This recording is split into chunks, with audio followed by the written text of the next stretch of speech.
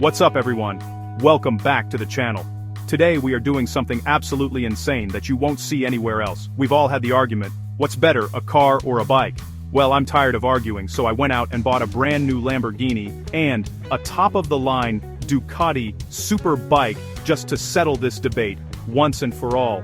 We are going to put these two incredible machines through 5 of the craziest, most extreme challenges imaginable to see which one is truly the ultimate vehicle. I'm not just talking about a simple race, we're pushing them to their absolute limits in every possible way. Over the next 20 minutes, you are going to witness the most epic bike versus car showdown ever filmed. We're talking high-speed drag races, insane off-road courses that could break these things, a chaotic city race, and challenges you would never even think of. I've spent a ridiculous amount of money setting all of this up, and I promise you, the results are going to blow your mind.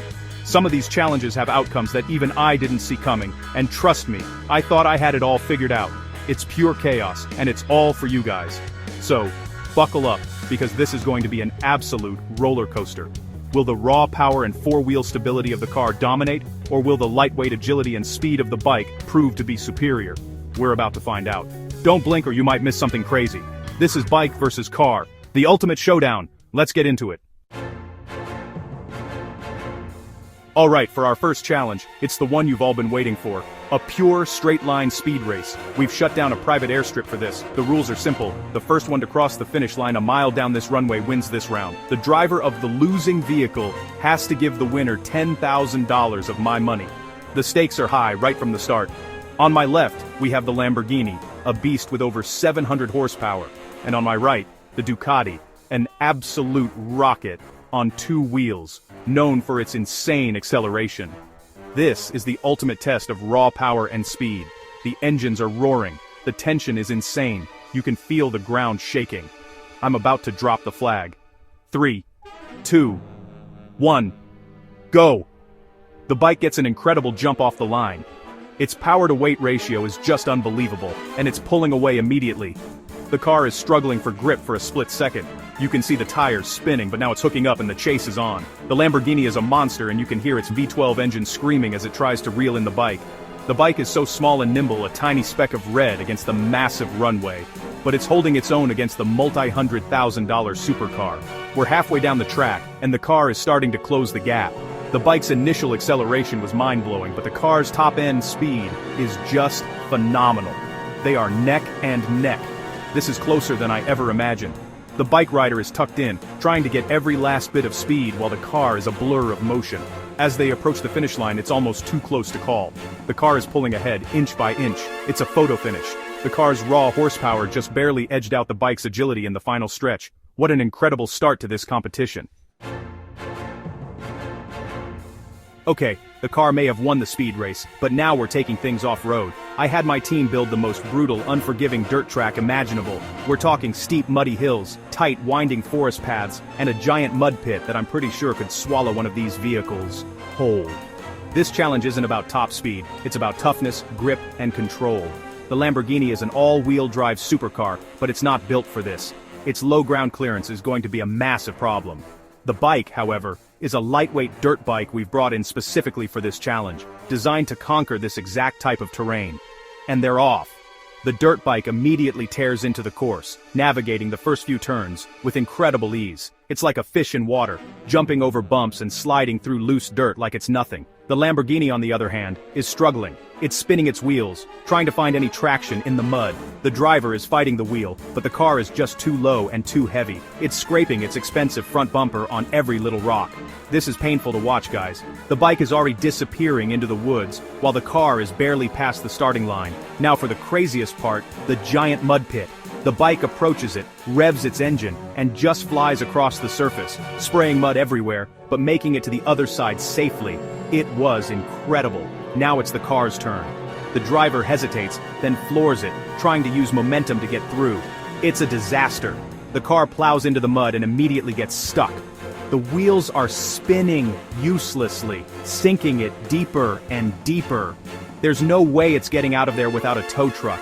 The bike easily completes the course, making this a decisive victory. Off-road is no place for a supercar, that's for sure.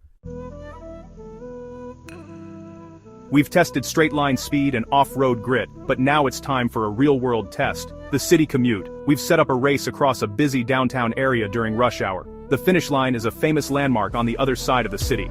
This isn't about breaking speed limits, it's about navigating traffic, finding shortcuts and being smart. The car offers comfort and safety, but it's big and bulky. The bike, a nimble commuter model for this challenge, is small and can weave through gaps, but it's more exposed. The first one to reach the landmark wins. This will be absolute chaos.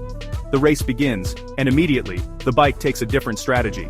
While the car gets stuck in the main flow of traffic, bumper to bumper with everyone else, the bike rider is using the bike lanes and filtering between the stopped cars.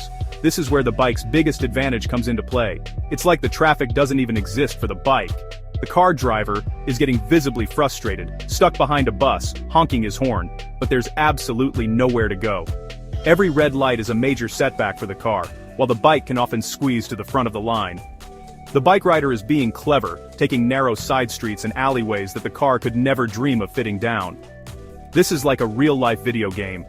We have GPS trackers on both of them, and the bike is creating a massive lead. The car is basically trapped in a gridlock nightmare. The bike rider is zipping through the city with a huge smile on his face, enjoying the freedom, while the car driver looks like he's about to lose his mind.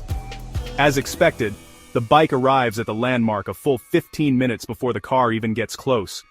For city travel, the bike is the undisputed king. This next challenge is one that affects all of us: fuel efficiency. Who can go the farthest on the least amount of fuel?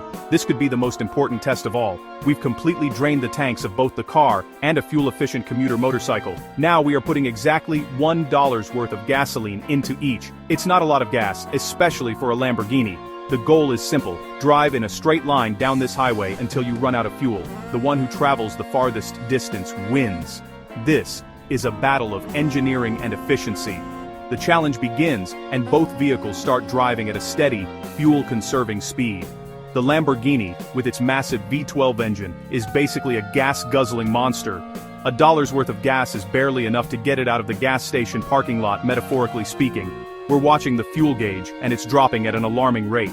It's actually kind of hilarious to watch this multi-$100,000 supercar get defeated by a single dollar of gas. In contrast, the small-engine motorcycle is just sipping its fuel. It's designed for exactly this kind of efficiency. It didn't take long. After just a few miles, the Lamborghini's engine sputters and dies. It rolled to a stop on the side of the highway, completely out of gas. It was a pathetic performance, but exactly what we expected. Meanwhile, the motorcycle just keeps going, and going, and going. We followed it for what felt like an eternity. It traveled an insane distance, more than 20 times farther than the supercar.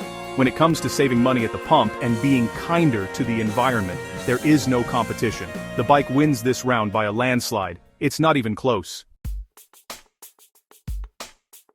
For our final and possibly most frustrating challenge, we have the parking showdown. We've come to the most crowded shopping mall parking lot on a Saturday afternoon. It is an absolute war zone out here. The final challenge is simple: the first person to find a legal parking spot and successfully park their vehicle wins. To make it interesting, the loser has to buy a terrible beat-up used car from a lot I found earlier. The car driver has the advantage of being in a climate-controlled box, but the sheer size of the Lamborghini is a huge disadvantage. The bike rider can spot gaps from a distance and is much more nimble.